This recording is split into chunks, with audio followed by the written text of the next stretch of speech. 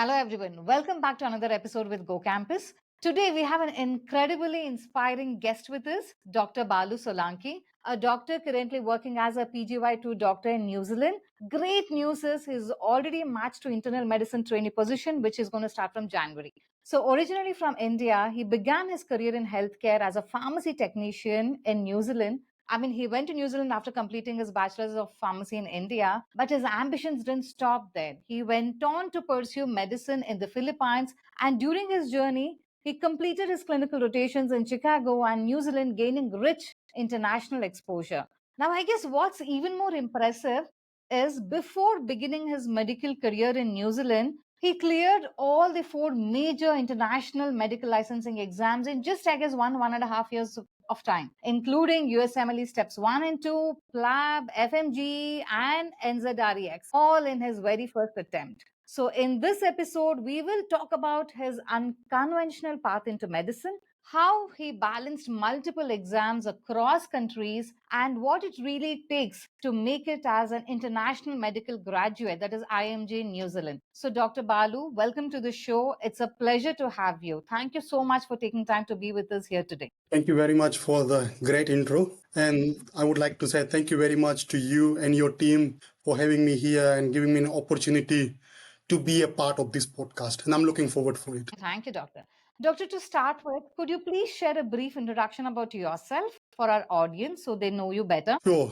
So my name is Balu Solanki. I am currently working as a PGY2, and as you mentioned, I'm going for internal medicine training from January next year. My journey was a little bit unique than what other doctors gone through because I didn't go through straight into the medicine. So I started my career as a pharmacist. Like I completed my pharmacy degree as I'm coming from very, very rural background from India. So, and then after completing the pharmacy degree, I moved to New Zealand with always a dream of being a doctor. And then I done my pharmacy medicine degree from the Philippines with the rotations in Chicago in the USA, also some rotations from the New Zealand, and done multiple exams as you mentioned in the intro. And I'm currently working as a PGY2, and now I'm joining the GooCampus. So I'm looking forward for helping the people and make their journey a little bit smoother. And I will try my best to help as many as I can. Thank you so much. Yours is one of the most inspiring story that I've come across. I've met so many doctors since last 10 to 12 years of GooCampus journey.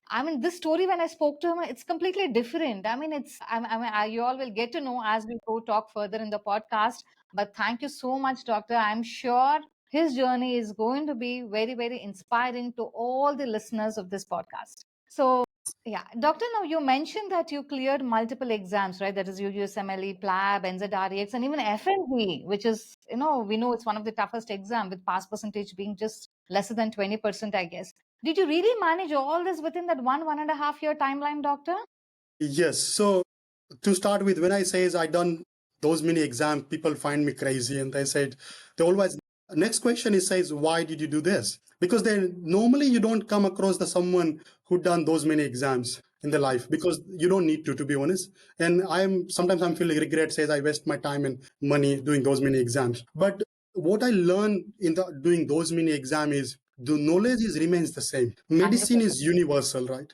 So you don't need to prepare for each exam separately, because 70% what I learned doing those many exams, 70-80% of medical knowledge is remains same across the universe. So remaining 20-30% is the protocols, the guidelines, and clinical practice. Those are different.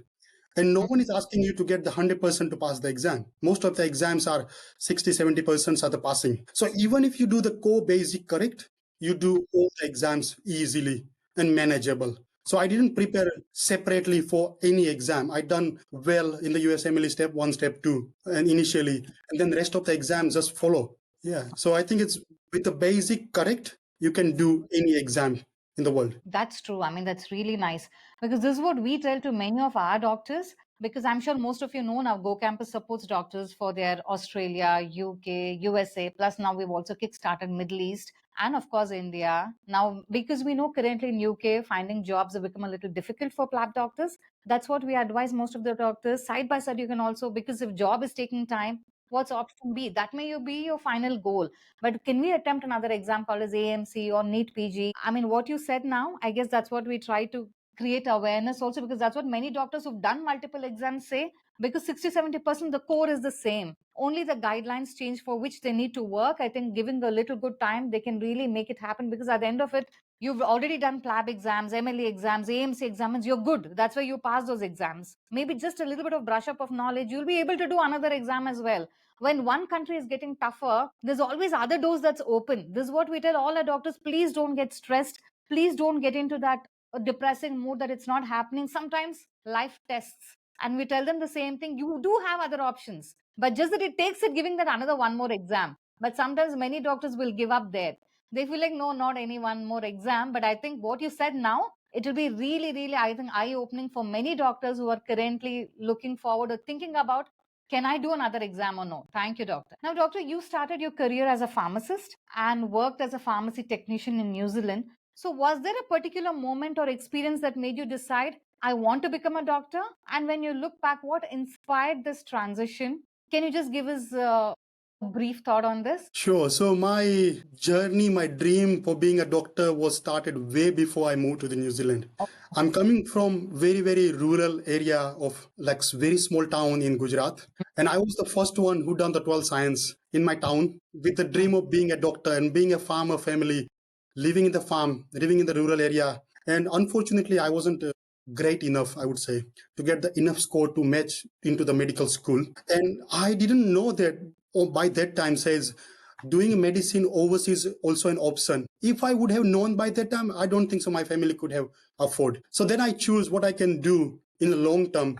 And then I didn't give up. I was keep thinking in the back of my mind says I want to do at least one day. So I then choose to do a pharmacy degree. I done the pharmacy degree from the Junagadh Noble College. And then as soon as I finished the pharmacy degree, I moved to the New Zealand with the dream of being a doctor at some point. So first, initially, I started towards how can I settle down in New Zealand? How can I get money to pay my, like being a financially independent to pay medical college fees. So as soon as I get residency, visa sorted, and I just get married, me and my wife sat down after 2 months of marriage and says, I have a dream of being a doctor.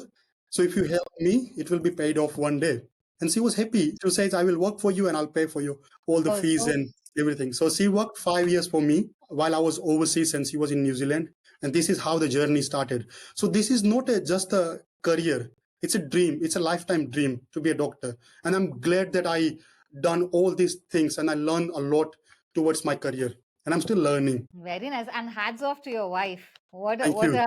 what a great partner you have. So during your medical journey across the Philippines, the US and New Zealand, did you have mentorship or structured guidance to help you plan your next steps? Or did you rely on your own research and experiences, doctor? How did this work? Because I'm sure you come across many challenges. So did you have any helping hand there? I wish I could have some mentorship, but I rely on my own research. To be honest, I didn't have a proper plan. That's why I have ended up doing those many exams because I had no idea where to go, and no one was there to guide me whether I do the USMLE or PLAB or NZREX or FMG. And if I look back now, I know more better than what I was doing before because I done all the research by my own. I learned a lot during this journey and I'm glad that I done figuring out by my own. So no one was there to guide me. That's why I ended up doing those many exams, waste my time, waste my money. But now I'm confident enough to tell you that I'm way more confident than where I was before. I way more know the things and pathways for these exams and what should do. And I'm glad I wish I could pass this message and my knowledge, share my knowledge to someone who is coming and joining GooCampus and guide them and make their journey smoother and they don't need to go as I gone through. Yeah, so just looking forward to make someone's journey smoother than this. Thank you so much. So doctor, you're now a PGY2 doctor at New Zealand. Now, how has this experience been so far? Now, after this, we are also going to talk about the IMG pathway. But if you can just briefly tell us about your experience right now. So first I want to clear says it's hard to compare with New Zealand with other country for myself because I never worked in India. So I will tell you my experience in being in New Zealand. I will tell you and then someone can compare it by yourself. So my experience so far working here in New Zealand is great. because I started just as a fresh graduate in 2022 without any experience, without any internship. And someone can assume as a being a doctor without an internship, starting as a PGY1 in overseas, it's not that easy. But the amount of the atmosphere and amount of the support I received from my colleague, mentor, and the seniors and specialists was tremendous. That makes my journey way easier. First year, you do a little bit more hours compared to the second year, but still you're not crossing 55 hours per week. And second year, you do even less hour, like 45 to 50 overall towards the end of the year. Also, you don't do those many weekends. You only do 2 weekends per 3 months, 13 weeks, which is great. So, which is also a good work-life balance as well. Your pay is good. Also, you get 6 weeks of leave, unlimited, but if you need more time off, they give you an unlimited kind of sick leave. So we get the 10 sick leave per year, which can carry forward. But if someone need some sort of break, then they get more time off, paid one, not the unpaid. So it's a very good support. You get leave whenever you ask for. Hardly ever they will reject your leave. Also, once you finish your roster is most of the days Monday to Friday, 8 to 4.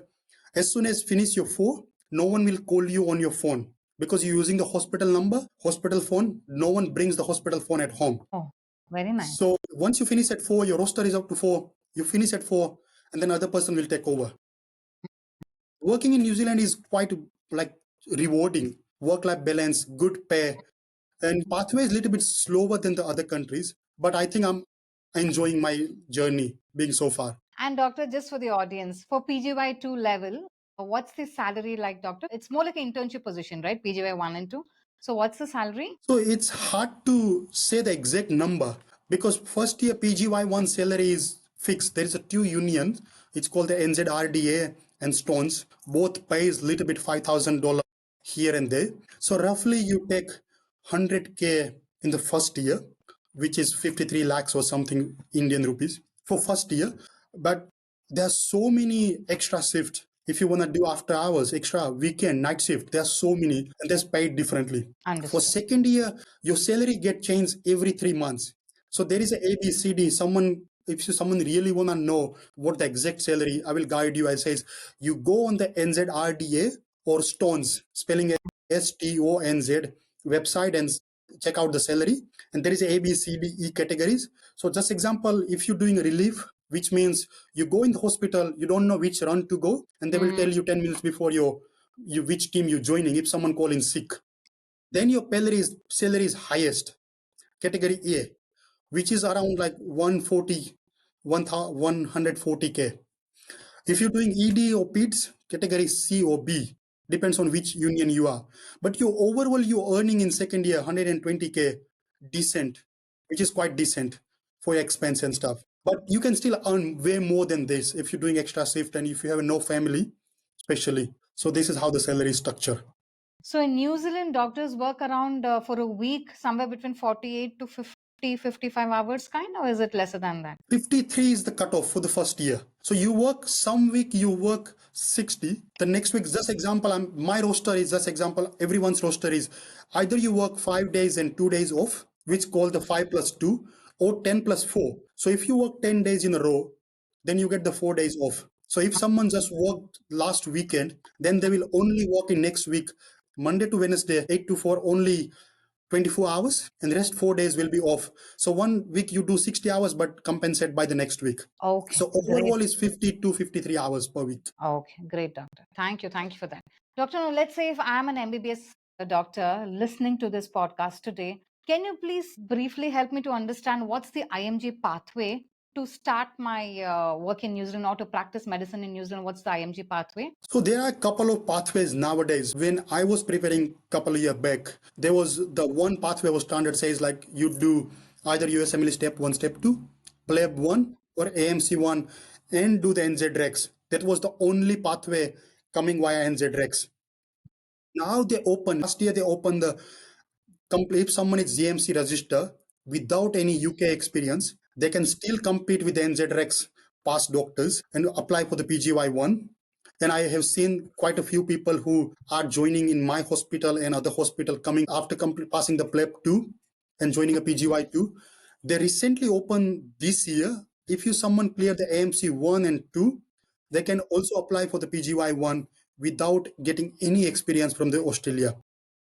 Or if you coming for the any compatible pathways, which mean if you have a work in UK or if you have a training position done in USA or Africa, then you can straight join whatever your level is back home. You can join the same level in the New Zealand. So ultimately, if you have passed the AMC2, PLAB2 or NZREX and done your MBBS from the non-compatible countries such as India, China, Philippines, then you can join look for the PGY1 position. That is, they have to start from internship there, correct? It's correct. It's an internship, postgraduate intern. It's called the house officer or it's called the RMO.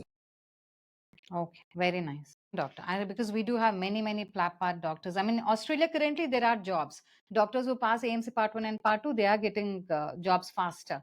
The only issue we are seeing at this point of time with our PLAB pass doctors, because there are very few vacancies. I'm sure this is an eye opener, and for all doctors who pass PLAB, who've got GMC, and who wish to know more about how to start your work in New Zealand, you know, you can book your one-on-one appointment with Dr. Balu. That is on www.GooCampusWorld.com.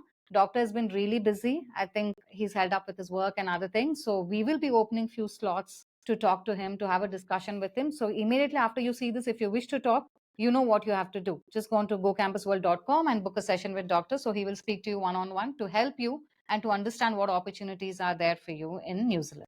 And thank you so much for the doctor. I guess it's a great insight for MBBS doctors. Now, let's say if I'm a specialist, like let's say I'm a pediatrician or I'm an emergency physician or I'm a radiologist with years of experience in India, and if I'm looking forward to work in New Zealand, what is my pathway? Can you just briefly tell me if you can just give some pathway information? So as far as I know, our New Zealand qualification it does recognize. I'm not saying it's not recognized, but our specialist pathway it doesn't recognize as far as I know. So still people have to come via the exact same pathway what the other MBBS doctors coming in. Unless you have a specialist registration from the USA, UK, Australia, or any other compatible countries. So it's very unfortunate and sad to say that you have to start from the scratch. Okay, okay. Done, doctor. Thank you. And doctor, you just mentioned now you just got into a trainee position. Can you just tell us how does getting into a training position or residency work in New Zealand? So everyone has to do, if you come via the PGY1 and 2 pathway,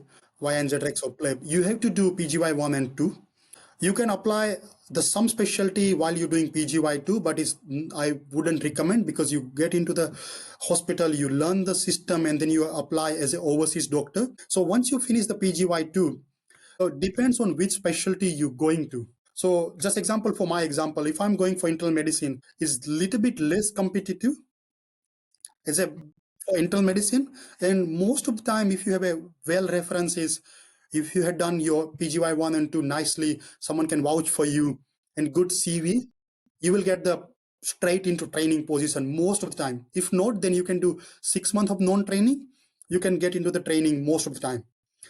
But just example, if you going for the GP is also different from what we consider GP in India. Here is also a specialist. So if you're going in the GP, you can go into the training straight into after PGY2, and all the time every GP can get it into training. Another example, if you want to go for the specialty like surgical or OBGYN or ortho, then it's a little bit difficult. So you can go into the non-training sport. You will definitely get the non-training sport most of the time, and then you work quite a few years. Surgery is pretty 5 years is non-training is standard. Most of people, even New Zealand graduate, work 4 to 5 years. If you are very lucky and super smart and you have very good reference, then you can get into the training within 4 to 5 years. Otherwise, it take much longer than this. If you're going for the OBGYN, yeah, if you're going for OBGYN, 3 to 4 years is pretty standard for the non-training and another 5 years for the training. Same for the ortho. If you're going for the plastic, and if you're overseas graduate, not a New Zealander born, is extremely difficult for the plastic, neurosurgery, derma. Those are extremely difficult. And some people might ended up not getting into training despite working quite a few years, 5, 6 years as a non-training. So depends on which specialty you're going. So thank you, doctor. That's really nice. Now, what are some challenges international doctors commonly face in New Zealand? And let's say if you have many doctors who are aspiring to get into New Zealand now, can you just give few tips to them how they can prepare better for a successful career in New Zealand? So there are a few challenges. I will break down from the beginning towards the end so someone can understand better. So first thing is the finding a right information about the New Zealand pathway. If someone Google it or if someone look at the video in YouTube, you will not find the much information, unlike you will find so many information about PLAB and USMLE and AMC. So that's the first thing. So you have to rely on the limited sources. There is MCNZ website is always there, quite good explanation, but it's hard to understand being overseas and just new graduate, and you confuse as well. So in this case, you can ask a reliable source, and you can ask me now from via GooCampus. Like I can definitely guide you better. Next challenge is similar. Preparing for the NZREX is difficult because not exam itself is not difficult, but right information, what kind of questions they're asking, what kind of communication they want is a little bit difficult, and you won't find many videos on YouTube or Google anywhere that explains someone explaining the what's NZREX is, what they're testing you, and how to prepare. So again, you have to rely on someone else's journey or someone else's experience. So this is different other challenge as well, but you can prepare even through the AMC or PLAB to a similar kind of exam. Little bit communication is different and scenarios are different. Third one is to finding a job. It's really difficult to find a job if someone applying from the overseas and they wait for the position to come up. If you're being overseas and you think, okay, if the vacancy will come up, I will apply for the job. So how to prepare for this is I always give the one advice to everyone says, you don't wait for the vacancy to come up, unlike the other countries does have. You actively seeking for the jobs. So that's the third one. So you prepare well. Final one is to adapt in the system. Okay, that was great, doctor. Thank you. Doctor, now just because you mentioned about the exams, like that USMLE, AMC, PLAB, we just spoke about it. Now, because you've done all the exams, I think all the top country exams you've done, whether it is US or whether it is PLAB or whether it's FMGE India and NZREX, I mean, that's extraordinary. So, how did you plan and balance it all? Were you working and studying for these exams, or were you completely focused and you dedicated all your time to prepare for these exams? Can you just share your insights on it? So I will take one extra minute to give you the explanation why I took all the exams first initially. As I was living in New Zealand before I joined the medical school in the Philippines, so I had a plan, I had a roadmap of doing the PLAB 1, NZREX, and start looking for the PGY1. But as we all know, life is not that straightforward. Then when I was in medical school, the COVID hit, and booking a PLAB 1 was extremely difficult. Long wait, you have to be in the queue. I've been in the queue by myself, so I know. And then if you're lucky enough to get the spot, you will get minimum of 9 to 12 months waiting of the PLAB. And similar stories was the NZREX as well. There was no spot for the NZREX, minimum was 1 year. And then I thought, what I'm gonna do, just waiting for the exam for the PLAB 1, and then do the NZREX, and 2 years, 2 to 3 years just for the exam, and then looking for the job. So then I going through the different pathway, and I was actively seeking for the what I can do differently to minimize this time frame. And I started searching which exam I can take before I graduation, and only USMLE came up on my list. Then I booked the USMLE part 1 while I was even doing my rotations in Chicago, done that. Then USMLE 2 just after my graduations, and I prepared those two parts very well. And as I mentioned earlier, your medicine knowledge will be universal. If you have a good base, you don't need to be a gold medalist or you don't need to be a topper to pass all this exam. And everyone can't be a gold medalist or can't be topper. One person only can do that. So, but if you have a good base and foundation, if you understand the medicine well, you're not mugging up something, not preparing only for the question bank. Any exam can be manageable. The main challenge was not exam.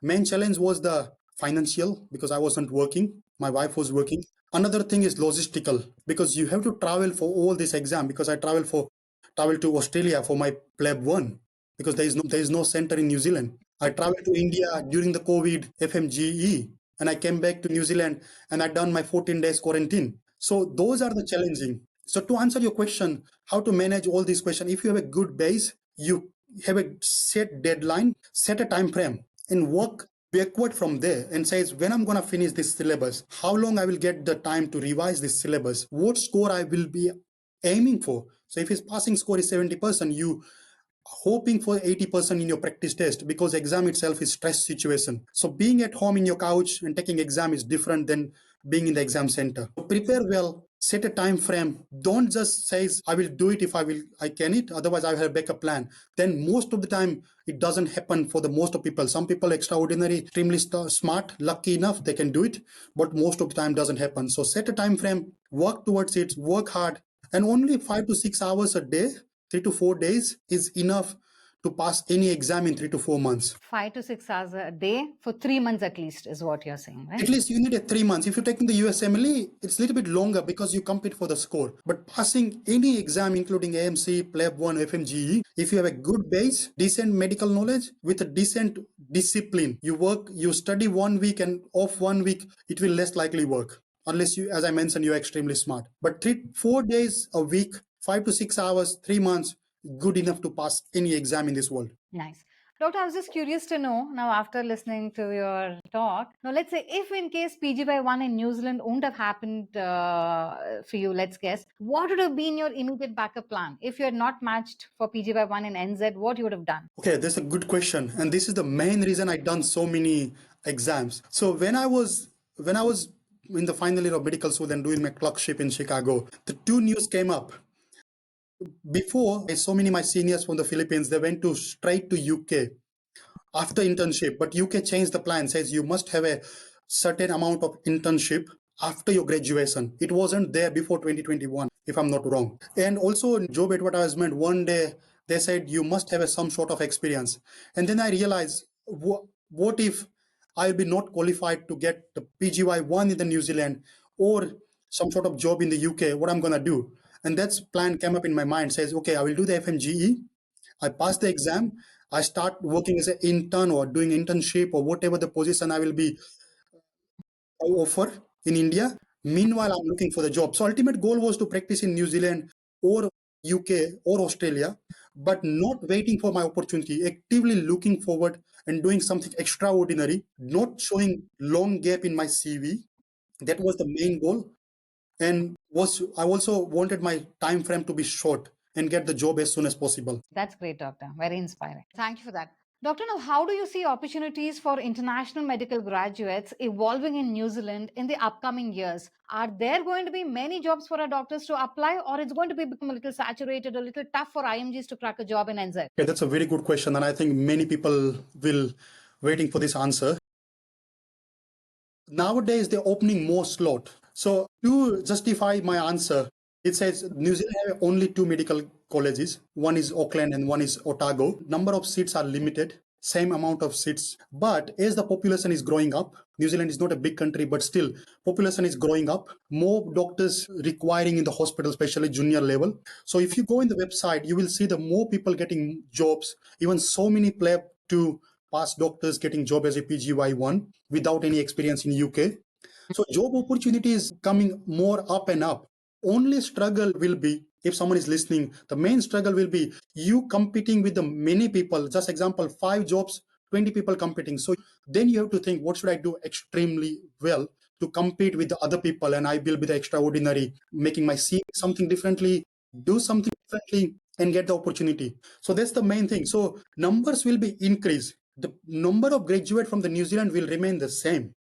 And New Zealand is going to open another medical college from next year, but it will take another 7 years to produce another new graduate. So what I'm thinking for now is next 7 years, the opportunity will more and more, but number of people will compete more. So sometimes you think New Zealand is saturated, but it's not. The opportunity is more. You have to be something extraordinary, or you have to do something differently than what rest of people doing. If you do something differently, you will get the faster job than other people. Done. Oh, it's great, Doctor. At least I'm sure it will be a great news for all the PLAB pass doctors, because we know many doctors who pass PLAB and looking for jobs. There's no harm in trying, right? Exactly.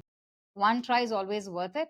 I think many doctors did reach out to us asking that do you all support for NZ? We only tell no, we support for UK, USA, Australia, Middle East, and India. Now you have someone to talk to and get the right information. Go to official websites, look for more details, and explore and apply. I guess you have a big opportunity ahead of you. You just need to take charge. And as doctor said, be dedicated and try. There is no harm in trying. And doctor, when do these applications open? The PGY1 application, is there a specific timeline? So PGY1 applications opens in June most of every year, but as an IMG you can't apply in that in the application time, because it's only Australian or New Zealand graduates are allowed to do that. But as soon as they finish, they normally the results come up in the first week of September. As soon as the results came out and the number of positions get matched, most of the hospitals, apart from few in the big cities like Auckland, Christchurch, and Waikato, most of hospitals does have a few spots empty, and that's the game start. So most of the time you get the more opportunity in October and November, because New Year start from the second week of January. So now, right now is a very good time to apply everywhere, because still some of the hospital looking for the PG overseas doctors because they didn't fill all the spots during the recruitment time frame. But my message is, don't just send your random CV and wait for the, you have to do something extraordinary. You have to make a proper CV according to that area, why you looking for that hospital, and make your CV better way. Thank you, doctor. So, doctor, we get to meet many doctors. I mean, sometimes, yes, they would have done AMC part 1, but they'll not be able to get AMC part 2 slot. Or for some reason, AMC clinical is not happening in their first attempt or second attempt. Or we also meet many doctors who've done PLAB, but we know currently it's little tough. The job market is quite tough in the UK. Or we do get some doctors who've done USMLE, but unfortunately, they're not able to match. They're trying first time, second time. Or we also meet many foreign medical graduates who've given their second, third, fourth, fifth attempt, and still FMGE is not happening. Now, for all the doctors who are watching this podcast, understanding your story is really, really, really inspiring. What is your advice if someone is hesitating to start late or start over? What's your message to them? Because there are many doctors who feel that mentally they'll feel they're very drained out. I've done so much and still things are not happening. And I mean, your story has been very inspirational. So I would like to give a message to them. Can you just say something to them, doctor? So my first message is, it's allowed to feel drained, exhausted. We all go through this, each and every one. Some people do more, some people go through more, some people less. Yes, it does. Ups and downs in medical journey, it's acceptable. The only consistency, you have to be consistent. You have to be doing something. And if you don't have a goal to do something, you'll never ever happen to do it. Just example, I would say is, if you want to go somewhere, you have to book a flight, you have to book a taxi, and you have to fix the destination. If you don't have a destination, then you will never reach to the destinations. So it's never happen late, because if, as you can see me, I started my medicine MBBS first year, maybe older than you, as you are graduated from the MBBS. So it's never late as long as you have a dream. Also, you need a consistency to work towards it. You need a goal towards it. And to answering your question, if someone done the PLAB 1, AMC 1, or USMLE 1 and 2, they can book a NZREX exam. Little bit long waiting, like 6 months, 3 to 6 months, depends on when you book. If you book as soon as the slot open, it's 6 months. If you book halfway through, less than 6 months. So book NZREX, work towards it, work hard, make up like buddies who can practice with you, who is the same level as you. Don't make a buddy someone who is way higher than you, because someone will discourage you and you might discourage by yourself. So always check your level as well. Get a good advice from the person. It should be reliable source. Don't listen someone who never been through the journey, who doesn't have experience, and they're just telling you the negative stories. Don't listen that. So good mentorship, good planning, and just remember, never be late. You have to start, and you will get your due diligence one day, 100%.